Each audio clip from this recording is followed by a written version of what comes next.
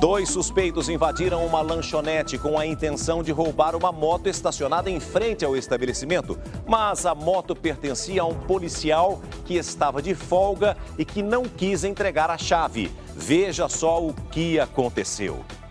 O circuito de segurança mostra o policial de camisa azul sentado conversando com uma moça. Os dois ladrões chegam e anunciam um assalto. Um deles segura uma arma. A moça tenta sair, mas é agarrada e mantida dentro da lanchonete. E assim que ela corre em direção aos fundos da loja, um dos bandidos se aproxima do PM. O suspeito tenta retirar algo da cintura do policial, que resiste.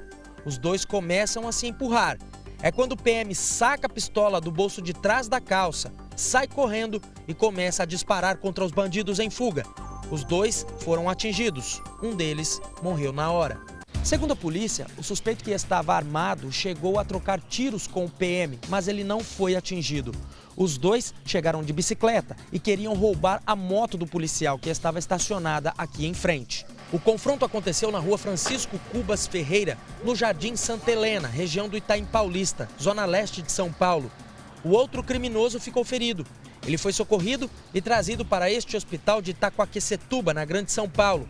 A polícia não soube informar o estado de saúde dele. Os nomes e as idades dos suspeitos não foram revelados.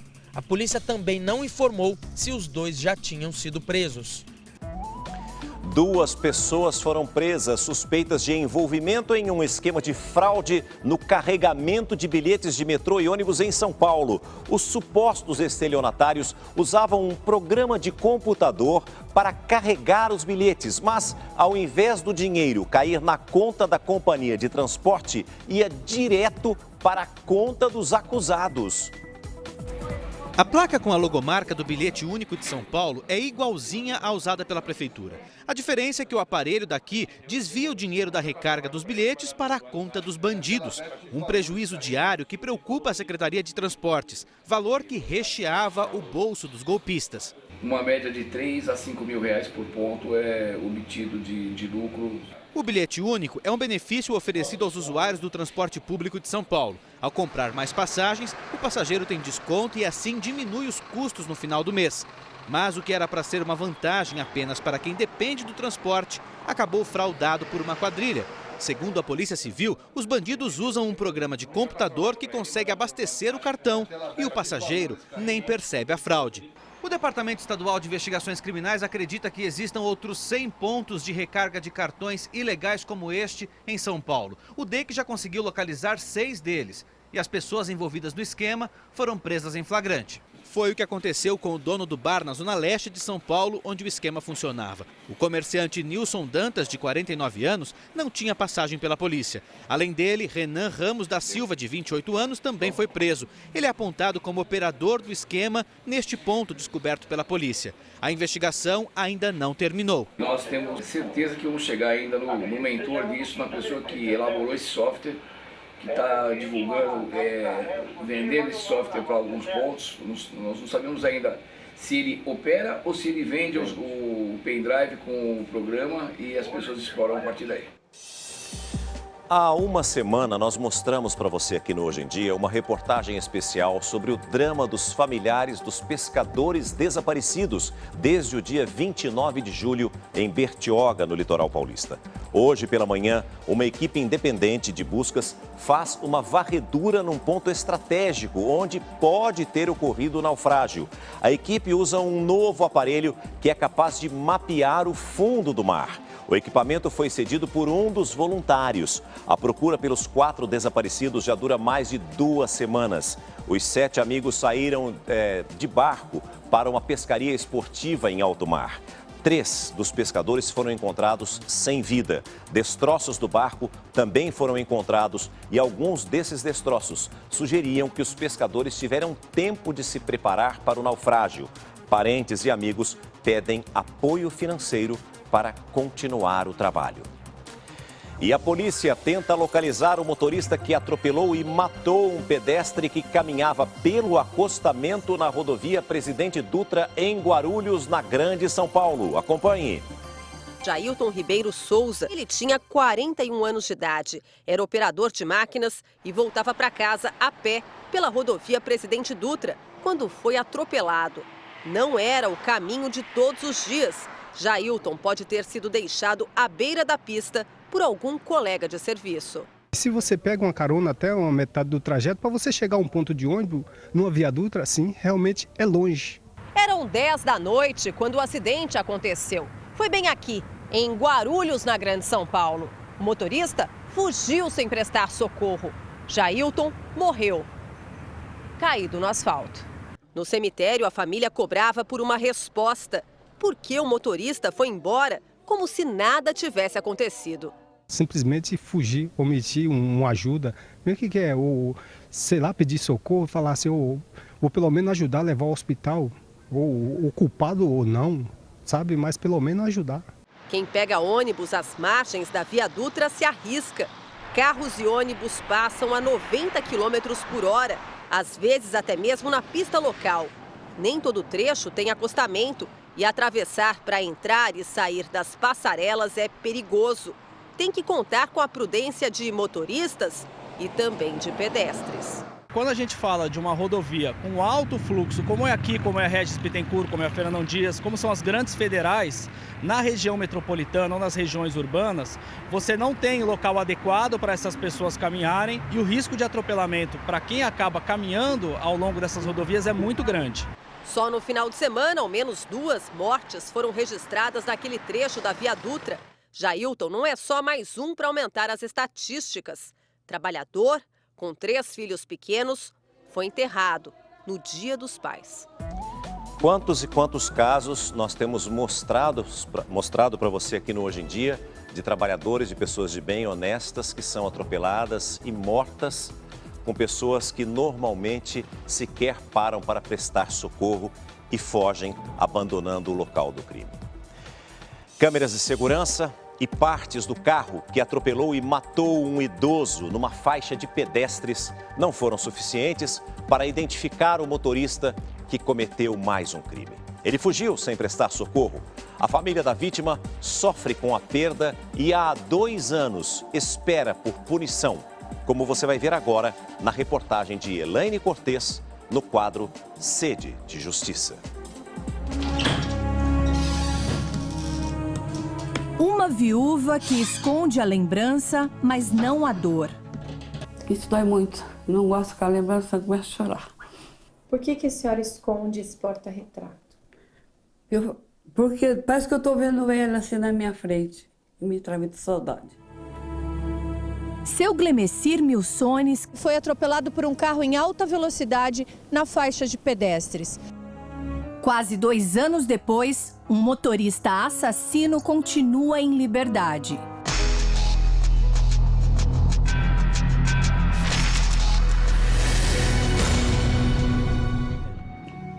Está perto de completar 2 anos. Foi em 23 de agosto de 2014, manhã de sábado. A vítima, um senhor de 72 anos que só queria viver mais. Todos os dias ele levantava cedo, se trocava, ia caminhar. Naquele dia nós esperamos, acho que já umas 3 horas e nada de voltar. Só que ele tinha um ritmo, tudo ele tinha horários. Então eu falei para minha mãe, mãe, aconteceu alguma coisa. Seu Glemecir Milsones tinha 4 filhos, 5 netos e um sonho, ser bisavô. Aí eu vou te falar, uma dor que não tem fim, né? Os anos passam, a dor fica. A rotina do final de semana foi brutalmente interrompida. Seu Glemecir estacionou o carro numa rua próxima e seguiu a pé para fazer a caminhada. Era pouco mais de 5h30 da manhã. Ele estava a poucos metros do portão do Parque do Ibirapuera. Conseguiu atravessar este trecho da via com o semáforo fechado para os veículos. Faltavam só alguns passos, mas não deu tempo de chegar ao outro lado da calçada. De repente, o sinal abriu e ele foi atropelado por um carro em alta velocidade na faixa de pedestre. A família soube do atropelamento pela TV. Aí eu me liguei, portão 8, a entrada do meu pai. Aí quando eu vi o tênis, eu me desesperei. Eu falei, ele morreu. As imagens mostram quando ele atravessa uma pista da República do Líbano, na região nobre da zona sul de São Paulo. Um carro se aproxima na velocidade permitida. O outro lança o idoso para o alto. São 2 segundos e o carro desaparece.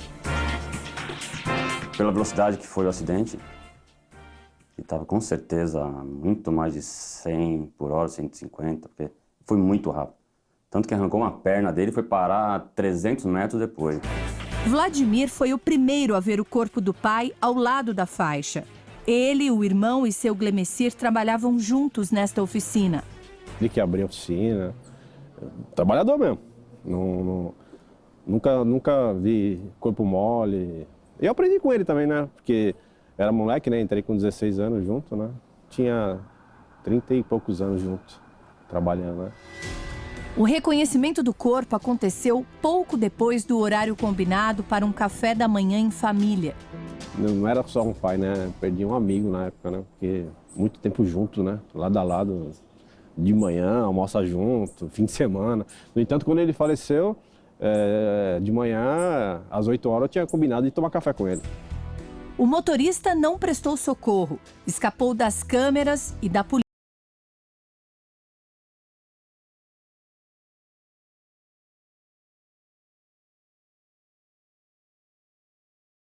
Ou não, foi um assassinato mesmo, porque se fosse um acidente e tivesse prestado socorro, talvez hoje ele estaria aqui junto com nós. E a gente não se conforma, né? De ter acontecido isso até hoje, nada, né? O carro deixou vestígios. A perícia recolheu o material para identificar marca, modelo e ano. Me passaram depois de quase 15 dias.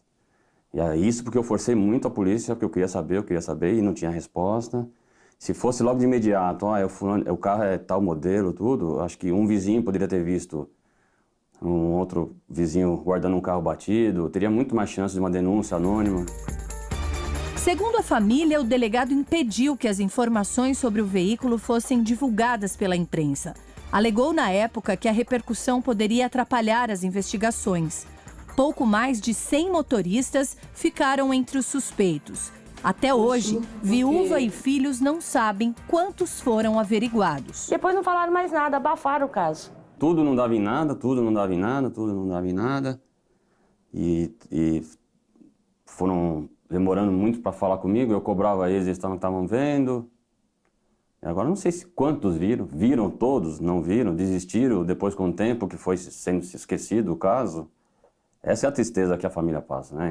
A expectativa era de que a polícia buscasse nas câmeras os possíveis trajetos de fuga do motorista. Eu achei que ia conseguir pegar o cara, porque na época ali tinha muita câmera, né? Eu acho que a estratégia foi errado, eu acho. Porque no momento, acho que foi 2 dias depois que descobriram o modelo do carro, né? Que tivesse jogado já na mídia, se alguém tivesse visto, ou uma sequência a mais de imagens, né, para frente. Não, ficou muito restrito aquele local, né? De acordo com os familiares da vítima, mais uma vez a polícia não informou exatamente quantas e quais câmeras foram rastreadas. Não tem mais imagem, não tem mais testemunha. O cara conseguiu se salvar, né? Tá na mente dele só, né? O motorista que atropelou e matou seu Glemecir continua impune. O que nós queremos saber é quem foi que atropelou e que ele pague pelo que ele fez. Será que ele dorme sossegado? Não é possível. Você mata uma pessoa, você deita no travesseiro, você dorme sossegado?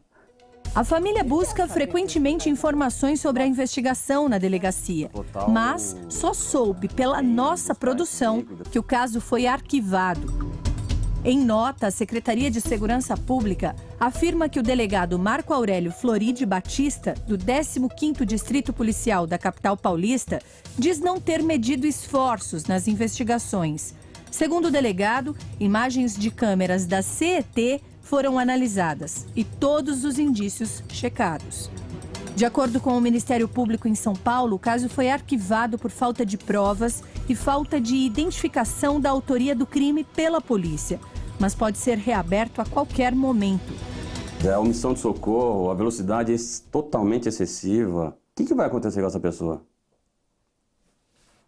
Sinceramente, ao meu ponto de vista, nada.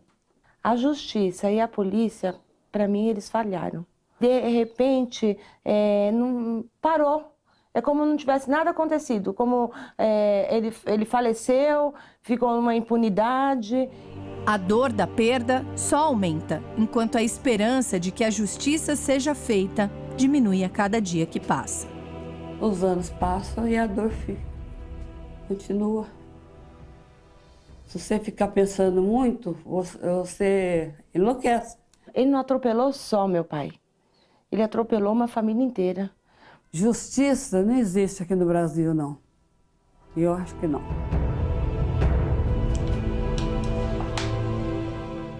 E esse é o sentimento de grande parte da população, para não dizer da maioria do povo brasileiro. A justiça não existe no nosso país. O Brasil precisa ser passado a limpo urgentemente, com prioridade para mudança nas nossas leis e, consequentemente, na justiça brasileira. A família afirmou que vai contratar um advogado e pedir a reabertura do caso. Dados da Secretaria Especial de Direitos Humanos revelam o registro de mais de 80 mil denúncias de maus tratos contra crianças e adolescentes no Brasil.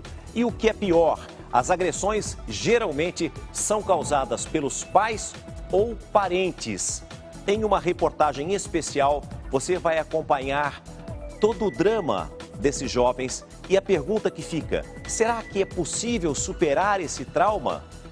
Como superá-los? Você vai ver todos os detalhes, assim como todo o noticiário desta manhã de segunda-feira, logo após o intervalo comercial. Hoje em Dia volta já. Você já sabe, comente a Olimpíada no Twitter com a hashtag Record Rio 2016 e use o emoji exclusivo Record, a emissora oficial dos Jogos Olímpicos. Olha, você vai acompanhar agora os fatos por trás da agressão ao ex-integrante do Grupo Polegar, Ricardo Costa. Ele está internado há mais de uma semana já, com lesões na cabeça e no rosto. O cunhado do músico confessou o crime e explicou em detalhes os motivos da agressão. O ataque ao ex-Polegar, Ricardo Costa. Entrou e agrediu o Ricardo ainda dentro do ônibus. Uma briga de família e uma confissão. Arrumei uma madeira, um cabo de picareta bom, mas não foi a intenção de matar ele não, só para dar uma corretiva nele. Daqui a pouco você vai ver a entrevista completa com o cunhado de Ricardo. O desespero da mulher do ex-Polegar ao saber que foi o próprio irmão quem agrediu o marido. E o estado de saúde do ex-baterista. A Avenida Brigadeiro Faria Lima é uma das mais movimentadas de Taubaté, seja de dia, seja de noite.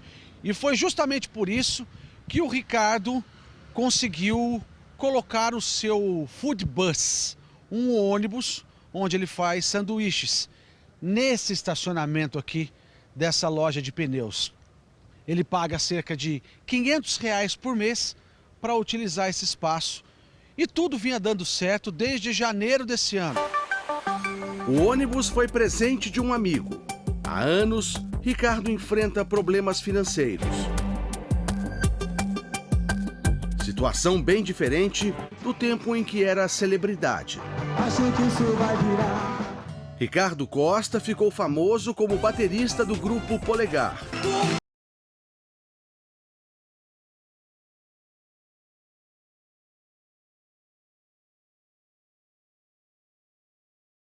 Da América Latina.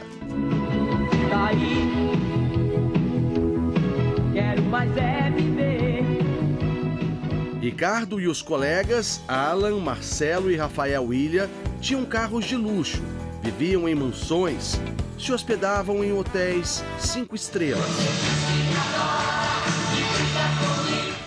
O grupo gravou apenas 3 álbuns, vendeu mais de 1 milhão de cópias. Quero seus lábios, dá pra mim, o seu carinho, dá pra mim. Polegar estava no auge quando enfrentou a primeira crise. a saída de Rafael William. Viciado em drogas, o vocalista e guitarrista se afastou da vida artística para se tratar e se envolveu num escândalo atrás do outro.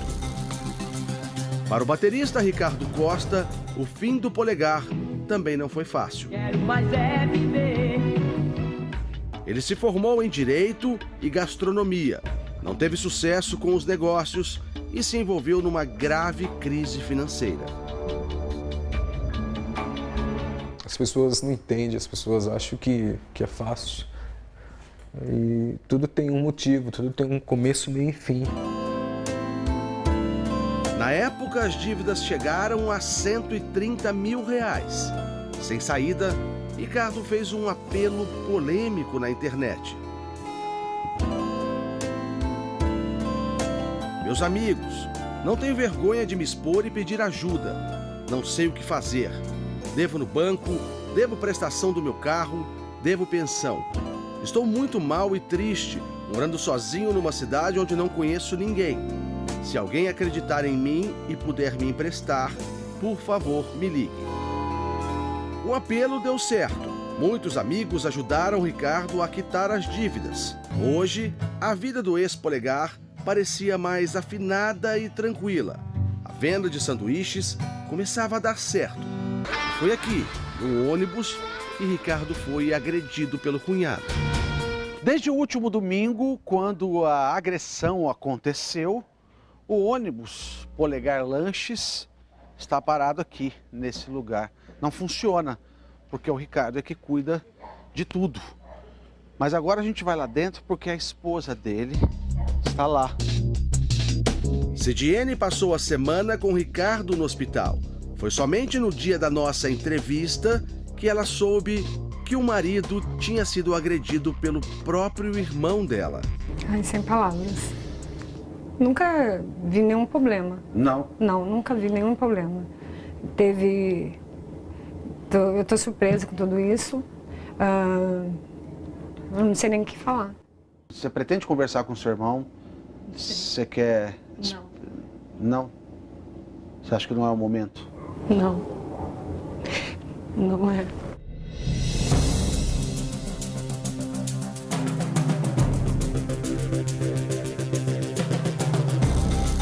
O irmão de Cidiene é o operário Carlos Augusto Magro.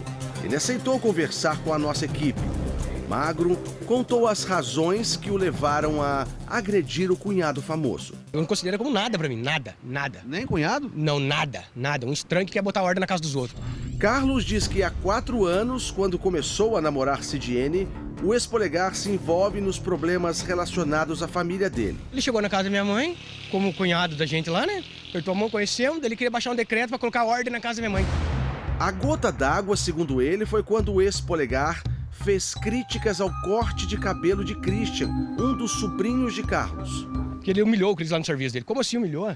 Humilhou, ele chegou lá no serviço do Cris na Globo, no supermercado lá, falou que o moleque é cabelo de maloqueiro, cabelo de pobre, que o moleque é feio, que isso, que aquilo, e o Cris ficou triste. O cunhado, então, perdeu a paciência. Arrumei uma madeira, fui na casa da minha mãe, perguntei pra levar onde madeira? É uma madeira, que um cabo madeira? de picareta, um cabo de picareta bom, mas não foi a intenção de fazer matar ele não, só pra dar uma corretiva nele, que era pra acertar braço e perna, entendeu? Ele conta em detalhes como foi a agressão. Ele tava dentro do ônibus mexendo na chapinha, vai chegar do lado. Ele falou, amigão, vou mostrar pra você como que mexe com a família dos outros. Vai segurando. Tac! Dei pra acertar aqui. E aí, o que tá acontecendo? Tá acontecendo mais nas costas. Deu umas 3 nele no ônibus, só nas costas e no braço. Não tinha acertado a cabeça. Peguei e saí fora do busão, saí correndo. Saí correndo, aí daqui a pouco eu olhei pra trás. Pega. Eu falei, caramba, pega. Eu olhei, tinha uns 4 e mais ele com a facona desse tamanho na mãozinha. Deu uma facada, eu não sentia a facada. Daqui a pouco eu dei uma, daí ele parou. Daí deu outra, daí caiu. A faca caiu do lado do corpo dele. Isso aqui é do quê? Que é faca. Só que eu não vi, depois que eu vi, eu cheguei em casa. Segundo Carlos, ele também foi atingido por um amigo do ex-Polegar. Aqui foi tijolada. O cunhado afirma que a intenção era apenas assustar Ricardo. Não foi pra matar não foi na maldade não. Foi só pra ele mostrar que pra ele entrar na casa dos outros não é assim. Embora Carlos afirme que atingiu Ricardo apenas nas costas e braços, o delegado afirma que o ex-Polegar sofreu ferimentos na cabeça. Ele apresenta lesões ainda pelo corpo, mas a parte da cabeça está bem lesionada. Está bem inchado, o rosto, o olho também arroxeado, mas ele apresenta a maior parte das lesões assim, aparentes na região da cabeça mesmo. Segundo a mulher de Ricardo, ele não corre risco de morte. Machucou bastante, né? Teve uma briga, pelo que eu entendi. Até onde que eu sei. Eu acho melhor ele, quando sair, falar, né? Mas ele está bem, não corre risco de vida. A polícia apreendeu a faca usada na briga. O delegado ainda não abriu inquérito para apurar o caso. Ele aguarda a recuperação do ex-polegar. Nós devemos ter a versão do Ricardo e nós vamos buscar ainda outras testemunhas desse fato para então realmente concluirmos o caso com absoluta certeza de tratar-se de uma lesão corporal ou não. A polícia deverá investigar se Ricardo agiu em legítima defesa. No caso de Carlos, ele pode ser indiciado por lesão corporal grave. A pena é de 1 a 5 anos de prisão. Mesmo assim, ele não se arrepende. Para ele aprender nunca mais mexer com a família dos outros, entendeu? Quando ele for humilhar alguém, achar que ele é melhor do que os outros, ele pensa 10 vezes antes, né? Já para Cidiene, não há mocinhos nessa história. Há ambas as partes erraram. De ter falado e ofendido. A gente tem que pensar no que a gente vai falar, o que isso pode gerar, e dele, da outra parte também. Não precisa nem falar, né? Porque eu não concordo com isso. Eu não fui criada assim. Essa história poderia ter terminado em uma grande tragédia. E o consumo de carne bovina caiu 15% no estado que tem como tradição o bom churrasco. O aumento nos preços tem espantado os consumidores gaúchos. No estado onde o churrasco é tradição, carne de gado virou artigo de luxo na mesa dos gaúchos. A carne de gado, o preço está bem alto também, às vezes, né? Só frango agora, na mesa é frango e pernil mesmo. Segundo a Associação Gaúcha de Supermercados, o consumo da carne bovina caiu 15% no Rio Grande do Sul nos últimos 12 meses. Resultado de uma alta no valor do produto. Nos 3 anos que se passaram, o preço subiu 4 vezes mais que a carne suína e 11 vezes mais que a de frango. E as pessoas estão se apavorando, na verdade, né? Para ser mais sincero, estão se apavorando com os preços. Nas últimas semanas, a queda nas vendas da carne bovina foi ainda mais significativa aqui no Rio Grande do Sul. 10% no varejo e 30% nos frigoríficos. Diante disso, o Sindicato das Indústrias de Carnes e Derivados do Estado tenta um acordo com os produtores para baixar o preço na origem. Ou seja, quando o gado sai de propriedades rurais como esta. Não há condições de baixar o preço do gado, porque os insumos, as rações estão muito caras, os medicamentos muito caros. Diante do impasse, a redução de até 20% no preço da carne de boi, planejada pelo sindicato, ainda não chegou ao consumidor final. Um desconto que seria bem-vindo também em outros estados. As vendas de carne bovina caíram quase 25% em junho, segundo especialistas, em todo o país. E pela primeira vez em 15 anos, o consumo per capita de gado está abaixo de 30 quilos por ano. A gente compra o que dá. O que cabe no bolso. O que cabe no bolso. Está muito difícil, está muito caro mesmo. A gente não está conseguindo fazer churrasco, está difícil. E é bom preparar o bolso, porque o preço das carnes vai subir ainda mais em todo o Brasil.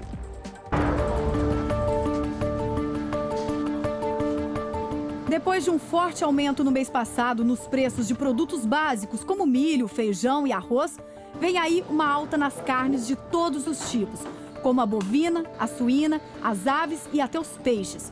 O reajuste no preço do leite deve ser ainda maior. A previsão é do Ministério da Agricultura, já que a quebra de safra afetou a produção de grãos usados como ração para os animais. A alta no preço do milho nos primeiros meses do ano chegou a 110% em algumas regiões do país. O custo de produção de aves aumentou 30%. O motivo da quebra da safra foi o fenômeno El Niño. A mudança climática levou muitas chuvas ao sul e secas ao nordeste e centro-oeste. Isso afetou a produção em 20 milhões de toneladas só em grãos.